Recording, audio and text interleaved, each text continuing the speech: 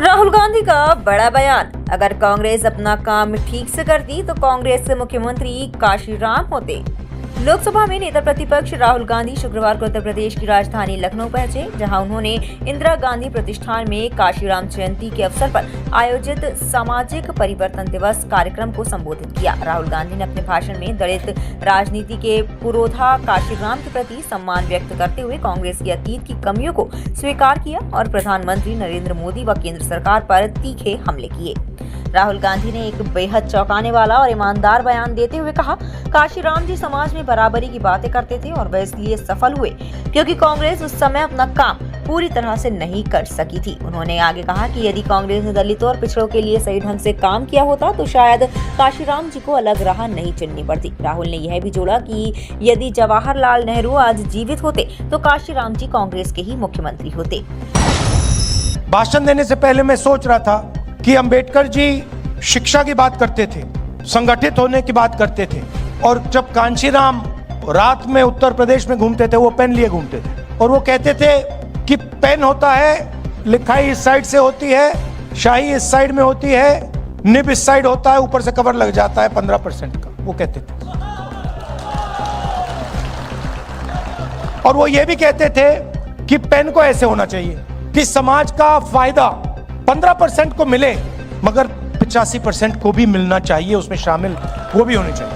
अब क्या हुआ, अब बीजेपी ने नया सिस्टम उठाया है। बीजेपी ने पेन और इसको अलग कर दिया, इसको पता नहीं कहां फेंक दिया और उसके लिए इसको लिए फिर रहे हैं। मतलब जो पहले रास्ता था जिस पे हम चल रहे थे और तेजी से चलना था, और उसमें कांग्रेस पार्टी की भी कमियां थी, इसीलिए कांशीराम जी सफल हुए।